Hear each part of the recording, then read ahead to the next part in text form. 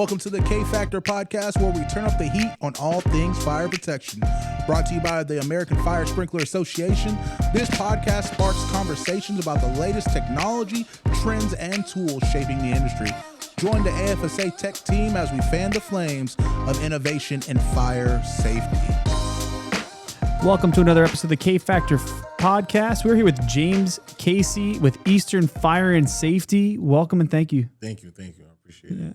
So we've had you in the NFPA 25 Essentials class, and it's just your discussion's interesting. So, what is your role with Eastern Fire and Safety? I'm the supervisor. I manage about a team of about 4 to 7 people. It's always expanding. I just oversee the fire alarm division, and that entails smoke detectors, pole stations, things of that nature. And I also have a role as fire safety manager, where we walk through the airport and we look for things that may impair the airport or be hazardous to customers or passengers, or just things that the airport should know to save them money and also mitigate risks that can arise from things that you see on a day-to-day. Yeah, so that's interesting. That airport piece, I think. So you are third-party company that works at the airport full-time. Correct. 24 hours a day. 24 hours a day, your staff's on. 365, yep. So, and this airport's, can we say? It's a large airport. It's a large, yes. It's one of the largest airports, around in the world. Yeah. In the country, the whole nine. In the world, yep. Mm-hmm. So you can throw a dart at a map and figure it out from there. Correct. If you're a listener. So 24/7, how many people do you have on staff? I think roughly it's about 15 to 20 of us, I think. With Eastern that are there 24/7. Yeah. And you said alarm division and fire safety manager? Yes. That's a role. I know it's a role. And it's honestly like they're not doing this nowhere else in the country. So I wouldn't call it a pilot program, but it's basically a proof of concept program where it's like, look what we have inherited, and look what has transpired since we taken it over, and it's clear that we have exceeded expectations and done things that haven't been seen before. So this third party for an airport facility, basically being the sorry, Hayden just walked past. If you've heard him, Hayden, and he distracted me, but it's all good. So he has a soft voice, so we'll let him. We'll let him slide. We'll him slide. All right, cut us some slack. So that this proof of concept of like, rather than have your airport staff mess with systems that they're not experts in, correct. Let us take this under our wings. We do this, we live this, and we can make things better, right? Correct. Yep. 100%. Yep. And that involves all systems. That's like HVAC, sprinklers, everything. That's why I'm here, just to learn a little bit more what happens on the other end, because I'm usually on the receiving end of a water flow or tamper and notifying the sprinkler company that we work with, like, hey, I got the alarm. But now I'm able to see why that went into alarm. How did they make it go into alarm? What, things of that nature. So not completely, right? Because I don't want to get into the legality of it, but you're almost in the designated representative for that airport role, but as a fire sprinkler contractor. Correct. That's interesting to be in, right? Because we typically think the designated representative is the facilities manager. And you said HVAC because when you're an alarm division and fire safety, and especially at an airport, we've got probably smoke evacuation systems. Mm-hmm. We've got different compartmentalized fire protection and egress plans. Yeah, all of that. We have all of that, and it's funny because, being in life safety, it's kind of like people don't really care until something bad happens. And that's something that, being in life safety, I guess that's like the double-edged sword of the industry. Because like, if you look around the industry, 9 times out of 10 people in life safety and fire, they really care. Like, it's not about the money. Like, it's a passion, it's a passion. But it's like, it's kind of like you're fighting because you're like, damn, like, this lady really likes this other guy because it was 60 degrees and he made it 68. Yeah. But she doesn't know that I'm basically saving her life, which, right. It's it has interlocks with other things. Yeah. So it's just funny. And it's definitely an important trade, HVAC, but let's keep it real. Like, I mean, we're really saving lives here. Yeah. So The convenience versus this is what's kind of an interesting too. Like, I'm in fire protection. People, oh, so you're a firefighter? Yes and no. We put the systems in that can do that, but we're not really looking for the credit. But we want you to know we're here. Yeah, exactly. Yeah, no, for sure. And look, everybody wants credit, man. I don't care what you say. Everybody wants the clout. They want, we want that too. A little pat on the back's good. Yeah, we want a pat on the back. So when you're working in an industry where your pat on the back is silent, it's kind of like, damn. Yeah. Look Look what we did though. Yeah, like you walked out of this. There was a fire, and you walked out. Yeah. And you're with your family. Nothing's changed. Yeah. And then it's kind of like, it's a duality of, a firefighter comes after the fire is there and he evacuates you or whatever the case may be, puts the fire out, more power to them. I love firefighters. But what about the people who made sure that it didn't happen? Yeah. And they went home safe too. Yeah, exactly. Yeah. So, and they made it so that the firefighters didn't even have to come. So it's kind of like, are we the, psychics or are we the, are we the wizards? Like, I don't know. But so what got you into this?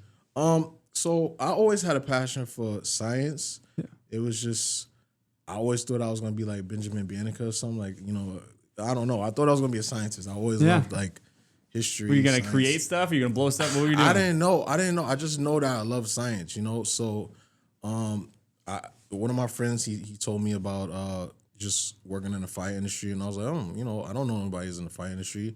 And it spawned into something that, I never thought would, transpire the way it did. And, I went to school for psychology, so this wasn't even something that was on my brain at all. So that's an interesting, you go to school for psychology and then you go into this point where you're like, no one's paying attention to us, but we're so important. Exactly. That's got to be kind of a... Yeah. I mean, look, psychology and fire protection has, I feel like they really have similarities because it's just the thought process of... Well, being in that large airport, I'm sure there's a lot that goes into the psychology of how people behave in a built environment, especially in an airport, because unlike in a area that they're more familiar with, evacuating people out of an airport has its own unique set of challenges due to the secure areas and people not exactly knowing where egress paths are, right? And so it's when you start to look at that, and I'm sure that would be, I mean, I only dabbled a little bit into it in school, but... That's you, and I'm gonna give him a shout out. Right, we had a professor, and at the time, as you're a student, you're just trying to pass classes. You're like, "What is this guy talking about?" His name was Dr. Brian Hoskins. He was one of our professors, and he was always setting up cameras in one of the classrooms, watching how people. I mean, this is a part of his research, and I think he did it on some of his college studies of human behavior in fire egress or egress period. Right, whether it's a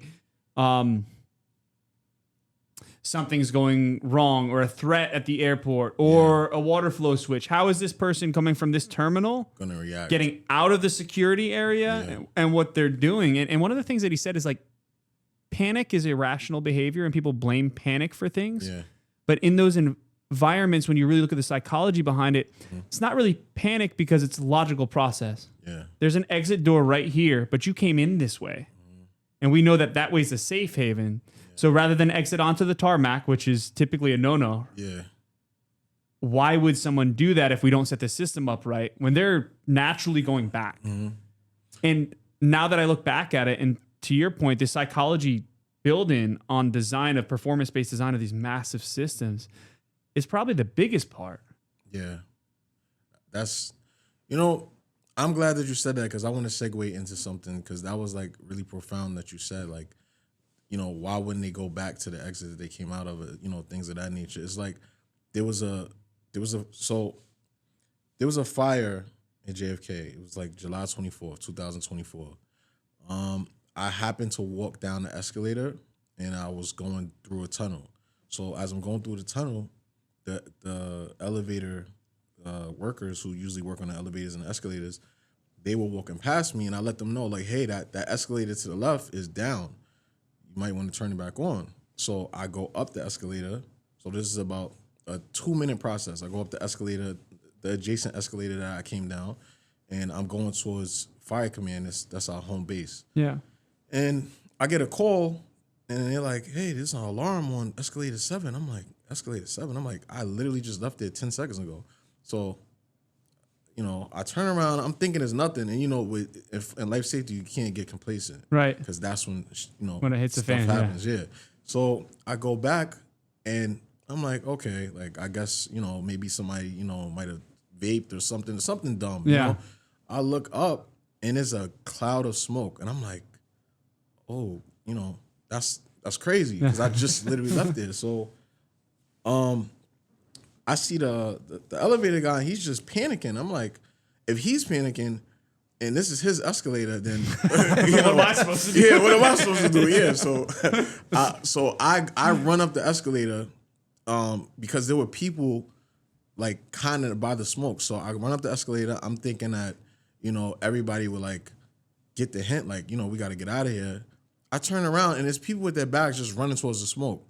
So that's when it hit me. I'm like, wow, people just really don't care. Like, they just want to get on their flight. Like, this is just an inconvenience. This is not like, oh, I'm going to die. It's just a minor inconvenience because they're going to Cabo or they going to wherever they going, So then you go to LAX, right? And if 10 flights are delayed by 10 minutes, it's a news story. Yeah. They didn't tell you that the escalator had an issue, right? And the delay is because...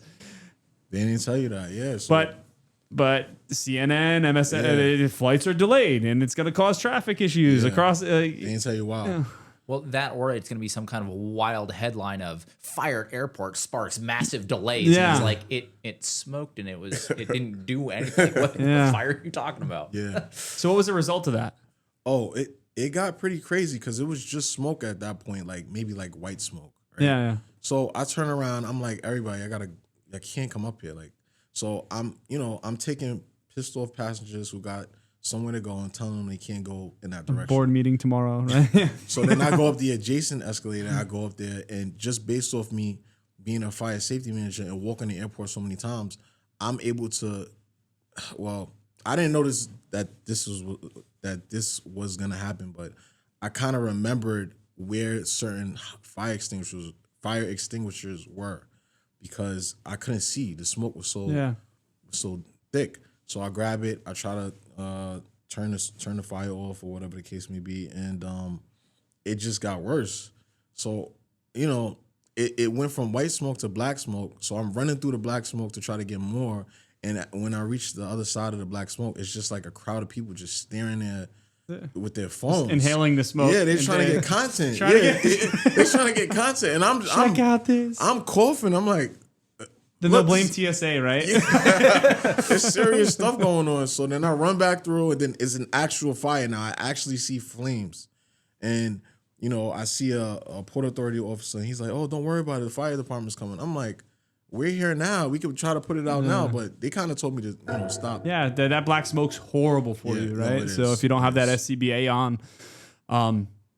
So did sprinklers end up operating? No, it didn't. Wow, that's something that people don't pay attention to. The large volume spaces of these airports, to get a sustained 165 degree heat at the ceiling, it's got to be a good fire. And that was an escalator that lit up, and it didn't go, but detection operated, I'm sure. Yeah, everything else went on, and we threw the purge fans on and stuff like that. But I got escorted out the building on EMS because I inhaled so much smoke. Yeah. So whatever happened after that, I wasn't there for that. They took me to the hospital. Yeah, so but I just made sure that people was okay. Yeah. Like I told people, like, when this usually happens, there's a firefighter, he has oxygen masks, he has all of these safety precautions. I didn't have nothing but a safety supply, vest and a t-shirt on, Yeah. So, like I said, complacency. Well, my boss always says complacency. Damn. He's gonna hate me for this because I forgot the term he used. We'll cut it out. Complacency kills. That's what he said. All right. If not, Chris, we're gonna cut it. You weren't even gonna know what's coming up. Yeah. He always says complacency kills, but he's right. Yeah. Because doing the monotony of just inspecting, like you said during the class, like you might go to a spot 10 times, and you know exactly where everything's at. You pre-filling things, and then it's like, damn. If I would have went in there today, it wouldn't have been what I pre-filled because things changed. Right. Things changed. So, well, that's like a safety glass. I see. You see. Speaking of content, you go on TikTok and all of a sudden you see somebody with like a grinder, hand grinder. Yeah. and they'll show a picture of their face and the grinder blade sticking out of their safety glasses. Yeah, right. And how I've many seen that times before, yeah. at home, oh man, I really need to just cut this baseboard out real quick. Let me go grab that, whatever it is. The safety squints are fine. Yeah. Yeah, we'll be fine. And then we wonder why the cut's crooked, but that's a different story. The squints work though. The squints work. They work, but yeah, we got to be safe. Got to be safe because you have to be prepared for the unpreparable. So you've mentioned purge. Oh, go ahead for it. I was going to say, building on that complacency thing though, like it's not just limited to those kind of spaces though, right? It's a conversation that I frequently have when we're talking fire pumps, right? When you get in that fire pump room, at some point you're going to have been in enough fire pump rooms that you get fairly comfortable with the fire pump room and the things that are in it. The sounds. You start thinking about what's actually happening in a fire pump room. The number of things that can go wrong in a fire pump room are crazy, right? Crazy, Slip, trip, falls. You've got piping going in all sorts of different directions. You've got lack of lighting, high voltage electricity. High You've pressure. got maybe a diesel fire pump that's got fumes coming off it. You've got the hot exhaust. You've got insurance people, building owner, rotating pieces of equipment, high pressure. Like there's so much going on there. And as soon as you're like, oh, I'm fairly comfortable in here, that's when people start getting hurt. That's when things go sideways. So kind of the same topic, right? But to tie it back in for the listeners who are like, oh, well, I don't spend a lot of time in the airport other than as a traveler. Yeah. Right? It's like, okay, but it's across all parts of the job, right? Yeah, and across all industries. It's not just our industry. You're right. That this complacency, monotony thing, it correlates to everything in life. Yeah, it's just life in general. Like when I'm training somebody new and I'm showing them the airport, I do it one time, and then I say, look, take the keys and go your own way, because I know I'm gonna take them places I like to go, So every time I train somebody and they go on their own path, I swear they find a room I haven't been to in like a month. Yeah, because it's like I'm not going there. Yeah, but he doesn't know or she doesn't know where they're going. So they find something, and, it's like the wet behind the ears type of situation. Like, they're just so happy to just walk around the airport. Like, oh, my God, I see a big plane, and, oh, this Will Smith. He just came off, a flight. Like, it's just crazy. They didn't slap him, right? Nah.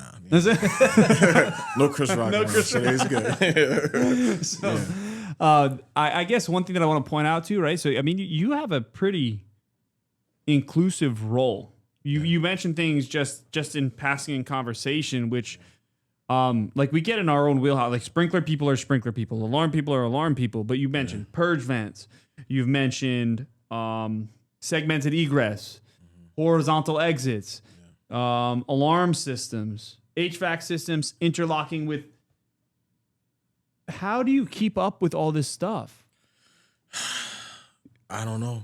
Because I want to answer that. I don't know. I think that my boss, he when you see somebody working hard, it makes you work hard. Well, it should make you motivates you. Yeah, exactly. And it's like, when I came into the industry and I was under, I'm under Chris, and it's just like I'm looking at him and he's successful and he's willing to put in hours with a wife and kids that the single people are not trying to do. Yeah. So that right there already showed me, like, if he could do it, I have to do it. Yeah, with passion too. With Chris passion. is, yeah, no, for sure. Yeah. With passion. And, when you're in this industry and you do things and it's not because of money, you're going to win. You can't lose in this industry if you actually care. So like, I mean, because that's the thing is that you come to this class, you're going to take a lot of knowledge back. It's going to help you. But there's no way for you to be an expert in all of those systems, as you're more worried about integrating the equipment. Correct. Right? It's all got to work together and be maintained to make sure that it works together. So when something goes wrong with HVAC, are y'all helping fix it? Are we bringing a contractor in? Is it a combo? So for the most part, we are helping fix it. It depends on what it is. Right. And it's like, I like the way that you lead in with these questions. These are some good questions, because one of the things that I notice, because I'm in all of these different type of fields, is that communication is the biggest thing separating all these industries. It's not skill. It's straight communication. It's knowing why this person wants this and why this person wants that. Once you know the why, it makes everything else easier. And like right now, we're developing an app. It's called Beacon Suite. It's actually able to be used right now. Like it's active. It's fully running. I'll show you after the show. And It'll show you where the alarm is at. It'll show you how what location the alarm is at. It'll show you so much information like that would help you on a day-to-day. That will help anybody, any building that's trying to integrate up and scale their logistical team.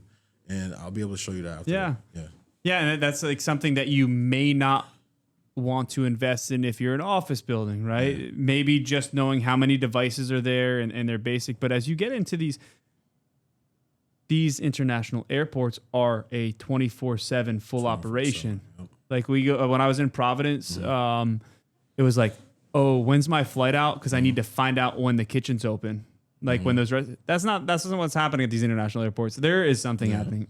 You're hungry, 2:00 in the morning, you find something. Yeah. Which means leads me to a different question. At the airport that you're at, what's the go-to lunch spot? So, we're right now at the tail end of a $4 billion renovation at JFK. Yeah. That me and my team would like to take the credit for making sure everything ran smoothly with the whole transition of all of the new restaurants that are coming to the terminal. We got Guy Fieri.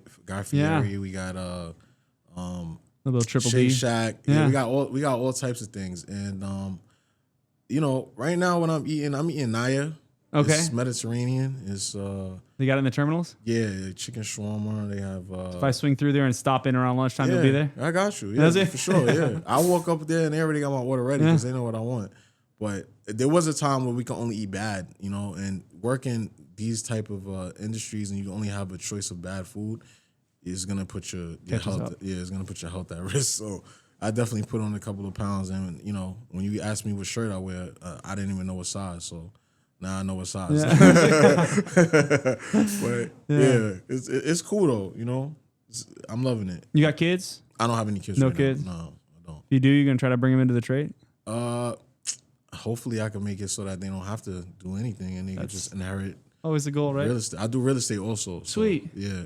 Residential? So, residential. Nice. Yeah. So hopefully I could, have them pass down some houses or something to them. So that's been an interesting experience because you always work hard to get your kids in better positions than you are. Mm-hmm. Then you realize they build the habits that were the opposite of what you grew up with, right? And you're like, you need to learn how to work. But that was my goal, right? So you didn't have to work hard and learn these lessons. And it's kind of an interesting psychological thing, right?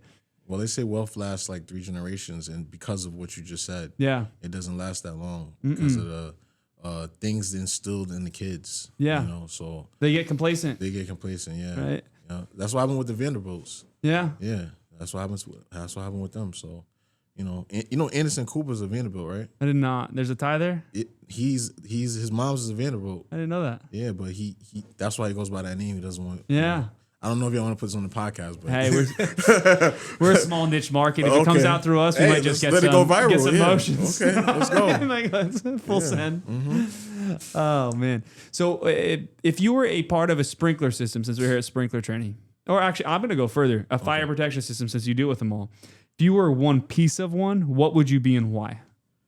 If I were a piece of a fire system, what would you compare yourself to, or what would your piece be? I would say I'm a fire panel. You're a panel? Yeah. Why? I feel like the panel has the most personality. Chirps a lot? Yeah, it chirps a lot. Sometimes it's quiet, sometimes it's loud. You push his buttons a little too much, you might go the wrong way. I don't know. Probably the best answer we've had so far. but yeah, definitely a fire panel though. Yeah, for sure. And supervisor, right? So, yeah, exactly. Supervisories. Yeah. But I don't get in trouble, so. I don't get in trouble. That's probably the best answer so far. Yeah. So we're going to get back to class. I really appreciate this discussion. I think it's really important if you're listening to realize that though we're contractors, some of us are in different roles and some of it's straightforward, some of it's not. And just kind of understanding the technicalities and we deal with these higher hazard, more challenging, that the effort it takes. I'm impressed with you, your team, questions you're asking. I don't envy you. Because we're in our sprinkler world. I'm big into fire protection, so I can nerd out with you. I'd love to go at some point behind this, just because this door has to work with this water flow, and that to make that happen is amazing. Yeah. But if you just get in your sprinkler world, It's a whole nother world. Doing yourself a disservice though as a fire protection person, because you got to know this all works together. Oh yeah, I mean you're right, but honestly, like you said earlier, like it's better to be an expert, I think, on one thing, and then you can venture out into other stuff because it's just so much stuff to learn, and there's so many nuances with everything, and it's this panel acts like this panel acts like that. Like at the end of the day, a pump is gonna be a pump, a dry pump is gonna be a dry pump. I can't tell you that this smoke detector is going to be the same. A smoke detector, is different. And if you go to another airport, which is probably kind of the big picture, right? You can have SOPs all day, but it'll be a completely different challenge. Oh yeah, for sure. I mean, look, my dream location would be Florida.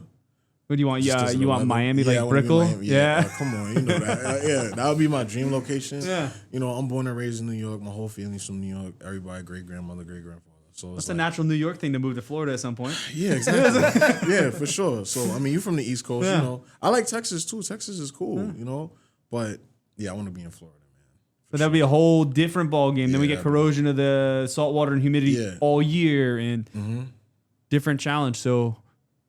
Let's get you to Miami. Yeah, let's get me to Miami. Yeah, definitely. I want to go there. Sure. Well, appreciate y'all listening. Appreciate you being on, James. And we'll catch you on the next one. Thank you. This has been the K Factor Podcast. If you enjoyed the show, don't forget to like, subscribe, and share wherever you tune in to podcasts. Or head over to our website for more. Reach out to us anytime at technical@firesprinkler.org. Stay safe and always learn as we keep the fire protection conversation going.